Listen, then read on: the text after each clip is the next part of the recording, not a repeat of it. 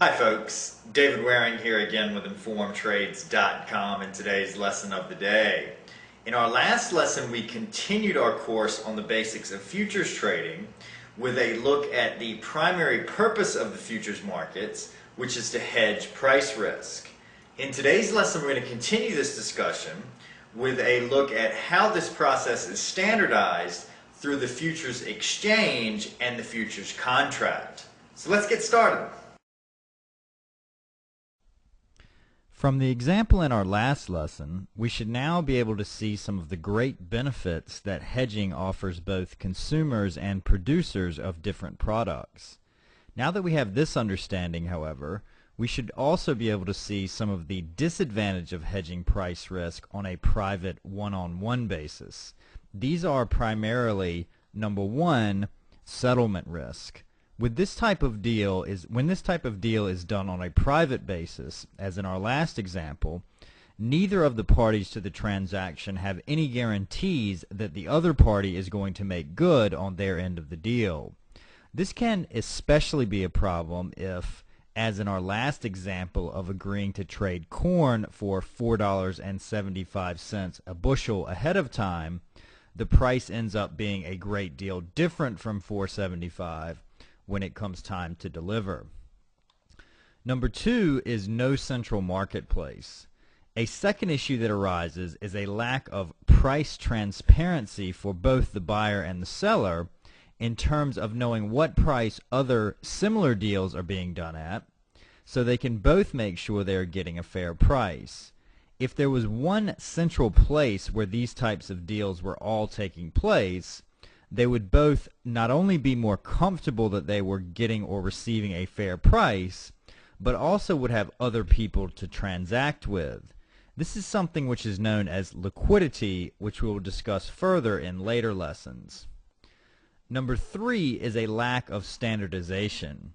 While the fact that the deal done in our last example was completely customized to the needs of the two participants can be seen as an advantage, it is also a disadvantage from the standpoint of the lack of efficiency involved in having to match two people up who have exactly the same wants and needs. Secondly to this, as we discussed in our first lesson, if either participant wishes to back out of the deal before delivery time, then they would need to find someone with the exact same terms to offer to step into their place.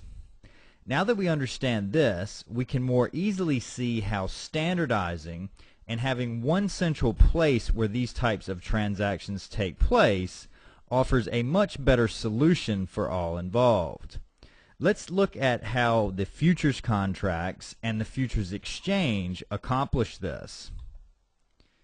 From a settlement risk standpoint, one of the most important roles of the futures exchange is to eliminate settlement risk, or the risk that one of the parties involved in a transaction does not deliver on their end of the agreement.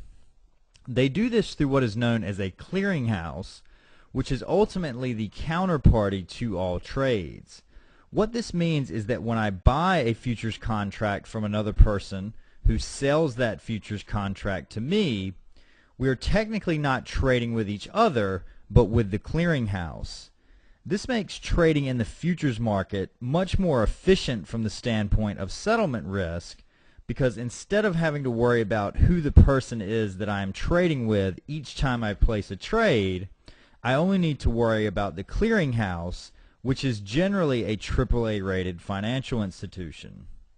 It is the role of the clearinghouse to make sure that all trades are made good on, which is one of the reasons why traders are required to have a certain amount of cash in their accounts for each trade that they place, something which we will discuss further in later lessons.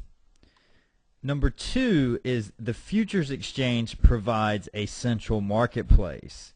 By having one place, the exchange, where all deals take place, this not only allows everyone to see the price where similar deals are transacted, but also brings an extra level of competition into the mix. Because of the centralized nature of the exchange, there are generally multiple people willing to buy and sell at any given time, which drives down costs and makes the market much more efficient than it otherwise would be. Number 3 is standardization. Like the Ford agreements that we've discussed in previous lessons, the futures contract is basically an agreement to buy or sell a particular commodity or financial instrument, for a specific price at a predetermined date in the future. What is unique about a futures contract, however, is that with the futures contract, everything, with the exception of price, is completely and 100% standardized. Each futures contract specifies a specific amount, quality, delivery date, and delivery place for the commodity or financial instrument that you are trading.